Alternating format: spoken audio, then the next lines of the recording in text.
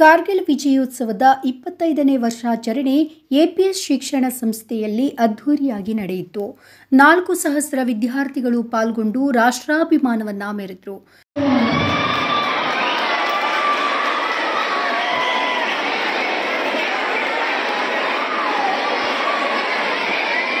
ಕಾರ್ಗಿಲ್ ಯುದ್ಧದ ನಂತರ ಕಾರ್ಗಿಲ್ನಲ್ಲಿ ಸ್ಥಾಪಿಸಲಾದಂತಹ ಭಾರತೀಯ ರಾಷ್ಟ್ರಧ್ವಜವನ್ನು 25 ವರ್ಷದ ವಿಜಯೋತ್ಸವ ಕಾರ್ಯಕ್ರಮದಲ್ಲಿ ಮತ್ತೊಮ್ಮೆ ಕಾರ್ಗಿಲ್ನಿಂದ ತಂದು ಎಪಿಎಸ್ ಶಿಕ್ಷಣ ಸಂಸ್ಥೆಯ ವಿದ್ಯಾರ್ಥಿಗಳ ಸಮ್ಮುಖದಲ್ಲಿ ಮತ್ತೊಮ್ಮೆ ಧ್ವಜಾರೋಹಣ ನೆರವೇರಿಸಲಾಯಿತು.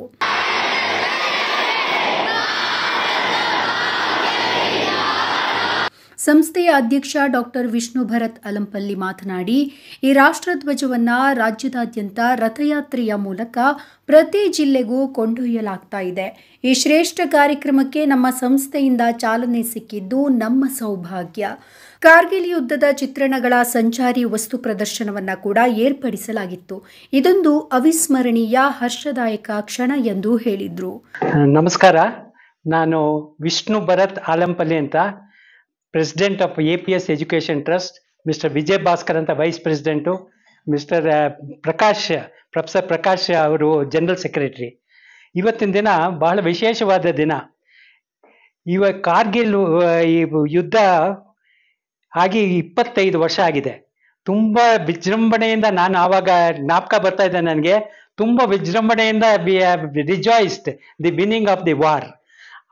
ಬೇರೆ ಎಷ್ಟೋ ಯುದ್ಧಗಳಾಗಿದೆ, ಆದರೆ ಕಾರ್ಗಿಲ್ ಯುದ್ಧ ತುಂಬ very very different from other wars.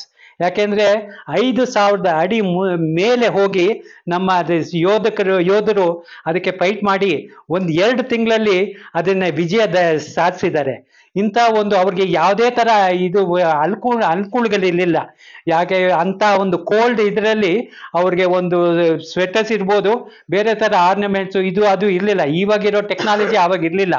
ಅಷ್ಟು ಇದರಲ್ಲಿ ಕೂಡ ಆ ಕೋಲ್ಡಲ್ಲಿ 500 ಜನ ಸತ್ತಿದ್ದಾರೆ, 1,500 ಜನ ಅವ್ರಿಗೆ ಗಾಯಗಳಾಗಿ ಆ ವಿಜಯೋತ್ಸವನ ಮಾಡಿದಾರಲ್ಲ. ಭಾರತ ಯಾವತ್ತೂ ಯುದ್ಧ ಮಾಡಬೇಕು ಅಂತ ಯಾವ ಕಂಟ್ರಿಗೂ ಹೋಗಿಲ್ಲ, ಬೇರೆಯವ್ರು ಬಂದರೆ ನಾವು ಬಿಡೋದಿಲ್ಲ. ಅದನ್ನು ಸಾಧಿಸಿದ್ದಾರೆ. That has become a very big achievement in India. So ಅದನ್ನು ವಿಜೃಂಭಣೆ ಮಾಡಬೇಕು ಅಂತ ನಮ್ಮ ಸ್ಟೂಡೆಂಟ್ಸ್ಗೆ ದೇಶಭಕ್ತಿನ ಹೇಗೆ ಇದು ಮಾಡೋದು ಅಂತ we have put a seed on them that has to grow like a tree. So ಆ ದೇಶಭಕ್ತಿ ಅನ್ನೋದು ಇದ್ದರೆ they will become prosper and they will also contribute for the nation's growth.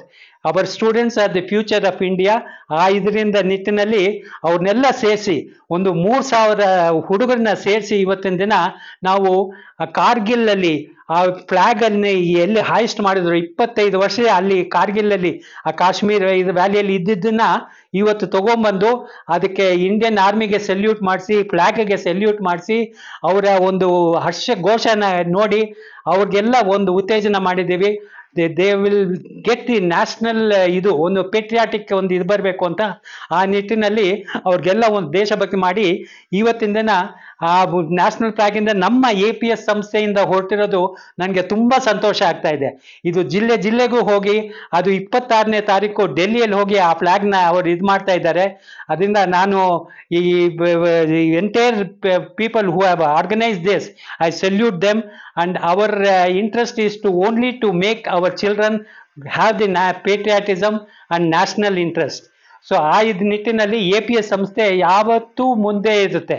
So ಅವ್ರನ್ನ ಹೇಗೆ ಏಳಿಗೆ ಮಾಡಬೇಕು. We are not only concentrating focusing on academics, we are also looking at that every and progress. They should be all rounders. Destiny ನಮ್ಗೆ ಎಲ್ಲಿ ಕರ್ಕೊಂಡು ಹೋಗುತ್ತೆ ಅಂತ ಗೊತ್ತಿಲ್ಲ.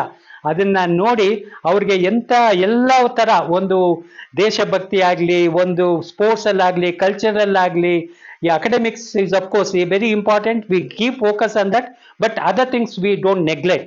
So that is the aim of APS. 90 ವರ್ಷದ ಇತಿಹಾಸ ಇದೆ.